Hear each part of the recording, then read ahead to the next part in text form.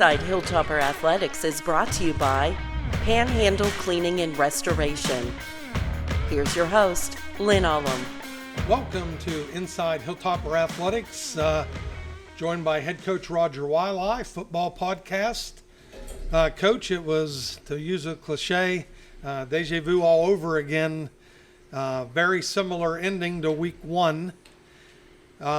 Just thoughts on the game?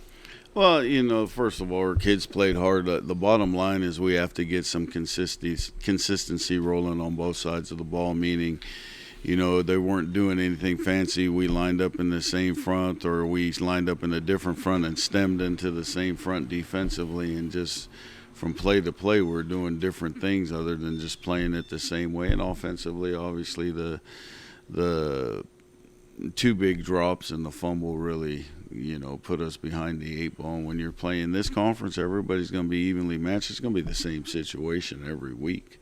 And so we have to learn how to win, and we have to learn how to play at a consistent level. And, and like I explained to our players, is it's a positive thing when you're looking for consistency, because that means you've done it one time before or a couple times before. And so injuries concern me, obviously, with some of our key players, but hopefully they'll be able to be taped up and go again this week. But, the big thing is we have to worry about what we control, and that's our play. Well, just to backtrack a little bit, we welcomed Fairmont to Gary West Stadium here on Thursday night.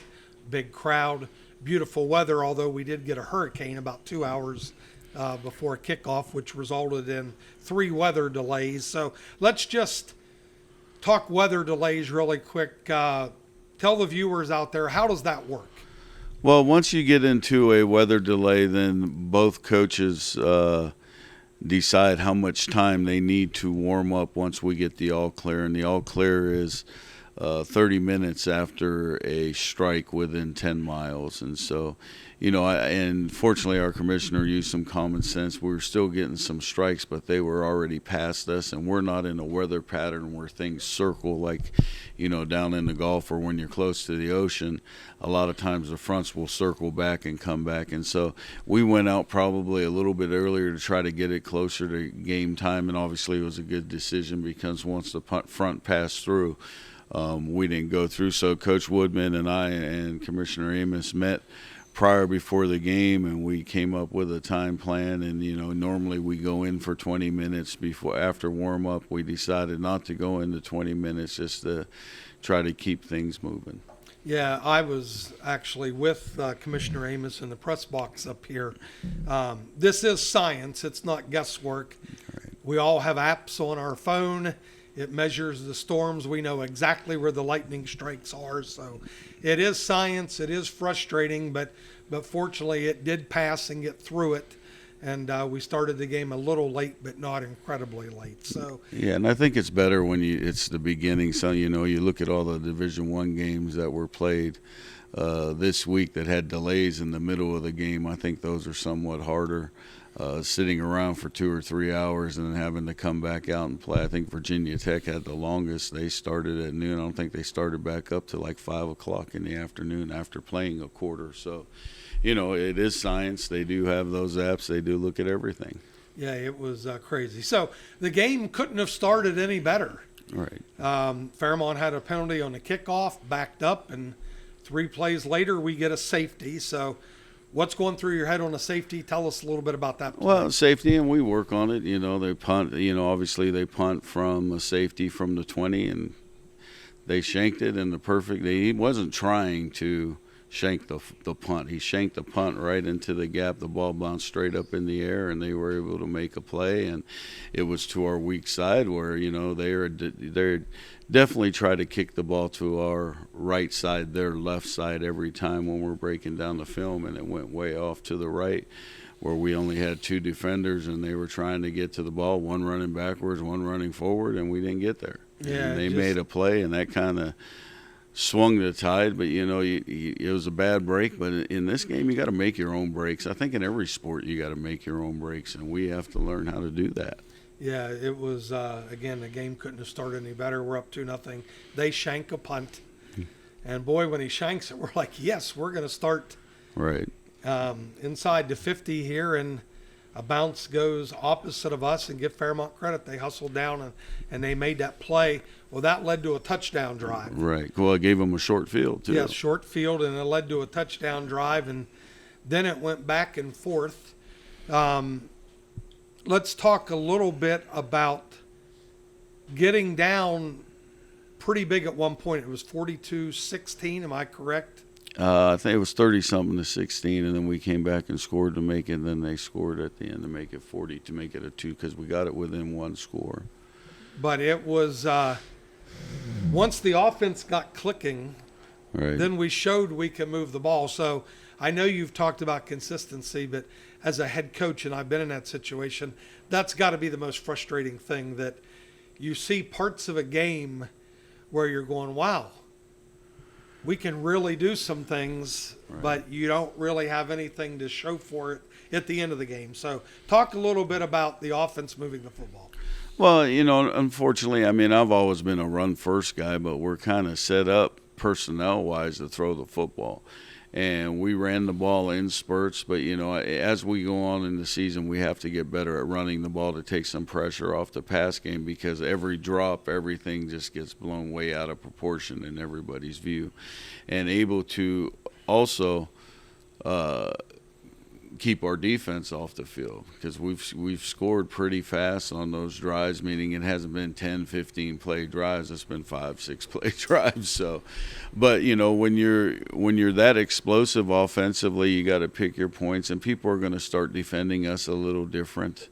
Probably, this week especially, they're probably going to try to bring more pressure and man us up than, teams have kind of dropped back into the zone, because we were able to get behind people for some easy scores, which the last few years we haven't had any easy scores. So there's a positive and negative to everything, but, they work well together. Not every play is happens by design. They're able to ad lib and put their own touch on things at times, especially with Rudy's ability to extend plays and I think he's better when, we had the bad snap, he knocked it down, we had an RPO, he grabbed the ball and threw it right to the RPO on the goal line, we got a touchdown.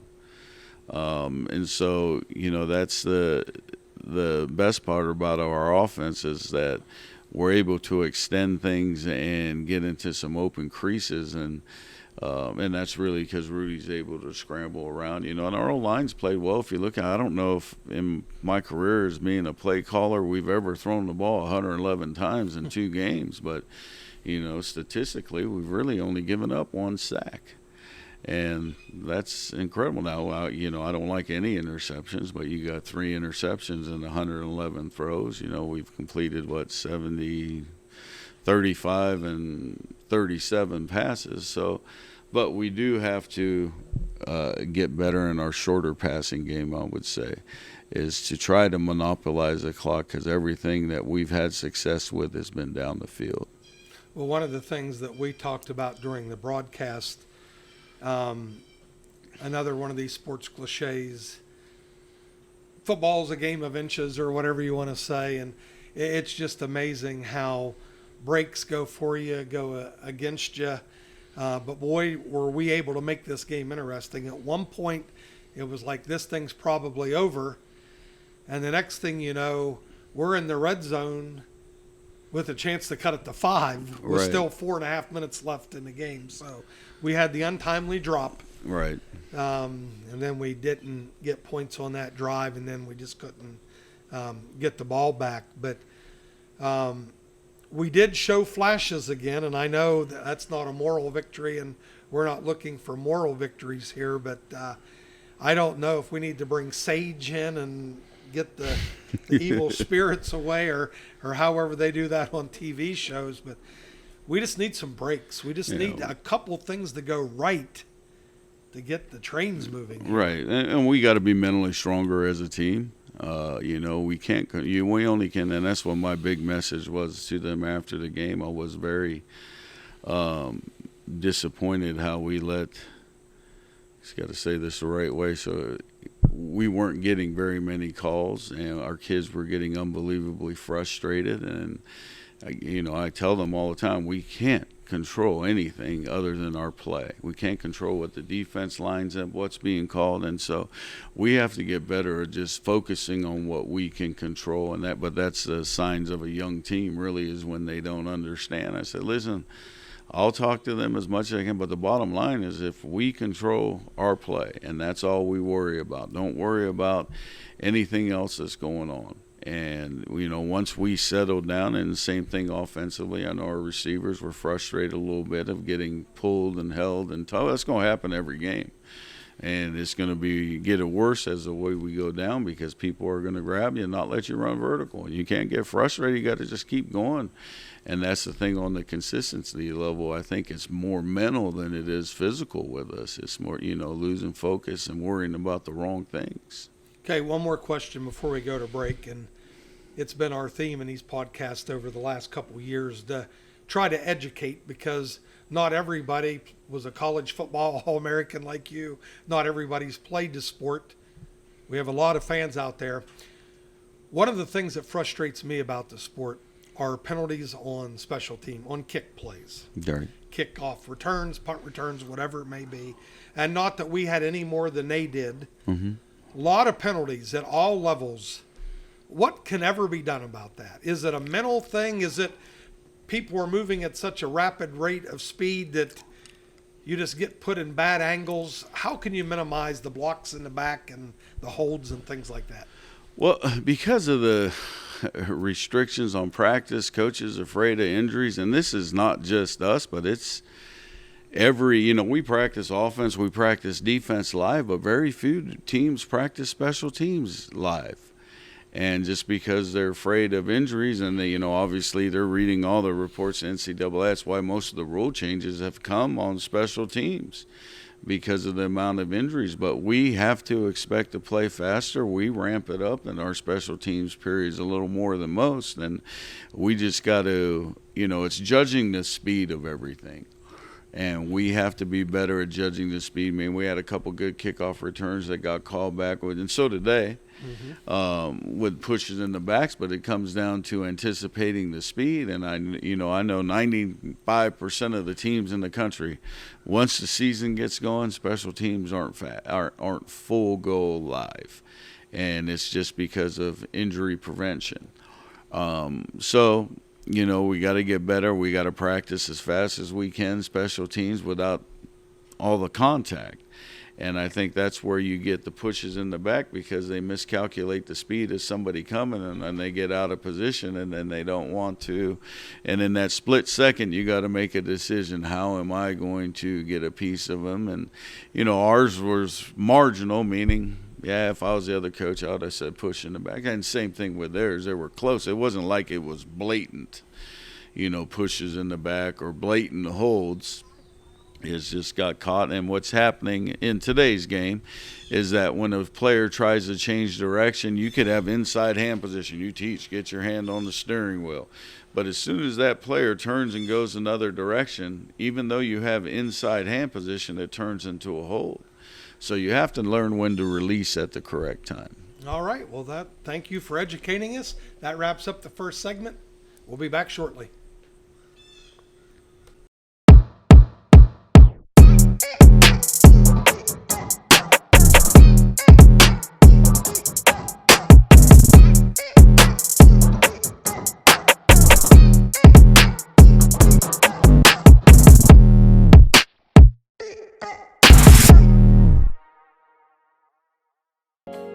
Disasters happen. Pick the team that takes care of them all. Powered by offices in Wheeling, Morgantown, and Pittsburgh, Panhandle Cleaning and Restoration is ready to handle any size emergency at a moment's notice. We have the right people, knowledge, and equipment to respond 24 hours a day. I'm Roger Wiley. When disaster strikes your home or business, tell your insurance provider you prefer the restoration company the Hilltoppers call, Panhandle Cleaning and Restoration.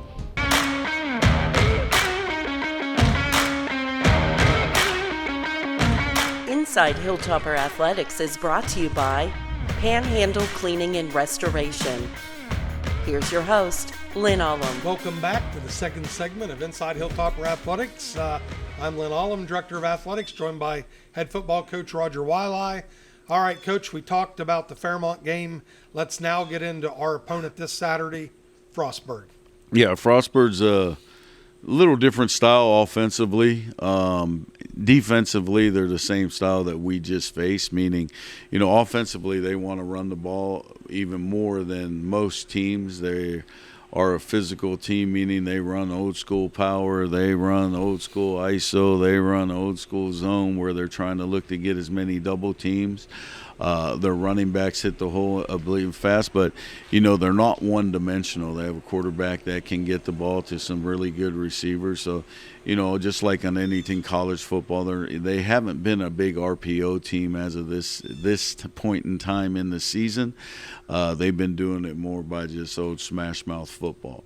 Then you look at the defensive side, they take a little more chances than Fairmont do. When I say a little more chances, is they're going to play a little more man-to-man than Fairmont did, and they're going to try to get to the quarterback before he can get the ball off. I think that's the biggest philosophy behind their defense, is that they're going to come get us, and they're going to come up with a bunch of different blitzes and change the fronts to try to confuse us. But I think that's, I think Rudy and the center have been doing a great job getting us into better protections when we don't realize what, or can't figure out the front where you're the safest one protection to get to them. We've been doing a really good job. I thought Kadeem Richards did a good job of picking up blitzes last week, and it's going to be the same thing. They're going to blitz people. But they're going to be more in our face where Fairmont played a lot of loose man. They're going to come up and try to bump and run and see if we can get off of jams, and they're going to try to disrupt timing in the short passing game. Yeah, they in Frostburg making that transition from the Division III to Division II, 4 years ago? Right. And I think they surprised everybody how quickly they adapted, especially in this sport. And I always kind of say they're kind of like what Penn State was under the Paterno years. They're Right. going to start with the run, and they don't do a lot of flashy stuff, and it's pretty much meat and potatoes, but they've been good. But we've had some really good games with them. Even last year, they come in here Right. second in a conference, and we played them out last week of the season. And Had a chance to win the game at the end. had a chance to win the game with the ball. So we know it's going to be a challenge going down there Saturday afternoon. It's the first time we've ever played them during the day. Yeah, I didn't realize that, Yeah, but you've every got a game. good point. Every game's been a Thursday night game. This is the first time ever going down there. I think we've been down there 3 Thursday nights. They've been up here 1 Thursday night. Our first time going down there for a day game. They've come up here the last week of the season last year. So, but what they don't get enough credit for is how good and fundamentally their sound kicking game is. Meaning they got 2 really good kickers, and they do a good job returning the ball. So we're going to have to play all 3 facets and can't give up an easy one in the kicking game. Yeah, I think even Dr. Borchers, Frostburg's president, invited him down, and he's going to go to the game on Saturday. So hopefully I'll catch up with him down there. Points of emphasis for Frostburg, not that you're giving away a game plan, but if I said, tell me what you absolutely have to do to be successful, where would that be? Oh, it's old cliche stuff. We got to worry about what we can control, and that's our play and the way we execute. And then from there, taking care of the football, and defensively we have to tackle play better. A lot of the big runs we had people to the ball and we didn't make the play, didn't make the tackle, whether it was in the hole, down the field, and it led to bigger plays. So those are the 2 main key. Defensively we have to tackle a lot better. Offensively we got to consistently stay involved and stay focused on our own task.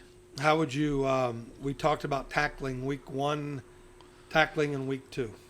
About the same, and when I say about the same, as a team overall, we had guys tackle better, but if so-and-so tackled better this game, for the first game, he didn't tackle as well the second game. So, the tackling has to be, because we can get guys to the ball, we're going to try to outman them in the box and +1 them, and that guy that's unblocked has to make plays. I was watching football with my wife this weekend. We have a grandkid playing football for the first time. And my wife, although she lied to me when we were dating that she loves football, she knows all about it, not so much. But I was trying to teach her football terms, so we don't look dumb in front of the grandkid. And I said, Karen, do you know what tackling in space means? And of course, she had no idea, so I was explaining tackling in space. But just how important is that with the evolution of the offensive game? Teams space you out more, and they're looking to create those situations. Right. The one-on-one tackling is probably the most important thing, because you have to at least slow them down so the troops can rally to the ball. And that's what the big thing is, running to the football. So if somebody slows them down, at least we have somebody there to make a play. And I think our D-line does a really good job of running to the ball. But when we don't even slow them down or completely whiff, that's a problem. So we have to wrap up. And even if they're breaking out of the tackle, the guys can run to the ball and just stop him right there. But you can't give up easy ones, because we miss tackles so fast that we have people just running free in the secondary. I would say, and fortunately for Hilltopper fans, I don't get to coach the football games. I think the biggest stat as we look on the start of this season is the turnover differential. Right. It is just really, really difficult to win games when you're at that differential. And I know there's really nothing you can do about that, so I'm not asking how you turn that around. It's just the stat that if we can create a couple turnovers or turn it over one or two times less, Right. the odds of winning are greatly increased. Well, we had one in the first game, is that right? I think one pick. And then this game we had 2 picks, but 2 picks, a fumble. yeah, 2 picks and a fumble, and then we recovered 1 fumble. So We had 2 picks, the fumble as we were trying to score on this end, Right. then the free kick yeah, won. yeah. So 4-1. And again, I don't know. There's no rhyme or reason getting back into a game of inches. All right. The breaks just have not gone our way. Hopefully we can get them that way. As we're wrapping up this segment, let's just quickly look ahead. The following week, we're back here, which is homecoming, and I need to read this announcement. This year, Topper Homecoming, sponsored by the Alpha Tavern. It's the official sponsor of Homecoming 2023. They invite all classes to Homecoming alumni get-togethers starting on Friday, September 22nd from 5 to 8, Saturday, September 23rd from 5 to 8, Sunday, September 24th brunch from 10 to 2. Again, Alpha Tavern. Hopefully we'll see a lot of Hilltopper fans there. They support our school. They support our athletic department. Can't be more appreciative. But that wraps up this week inside Hilltopper Athletics. Coach, good luck this week. And Thank you. Let's go get a win.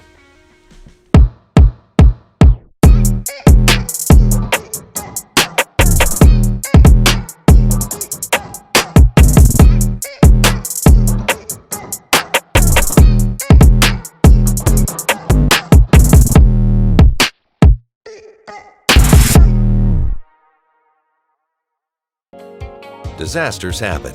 Pick the team that takes care of them all. Powered by offices in Wheeling, Morgantown, and Pittsburgh, Panhandle Cleaning and Restoration is ready to handle any size emergency at a moment's notice. We have the right people, knowledge, and equipment to respond 24 hours a day. I'm Roger Wiley. When disaster strikes your home or business, tell your insurance provider you prefer the restoration company the Hilltoppers call, Panhandle Cleaning and Restoration.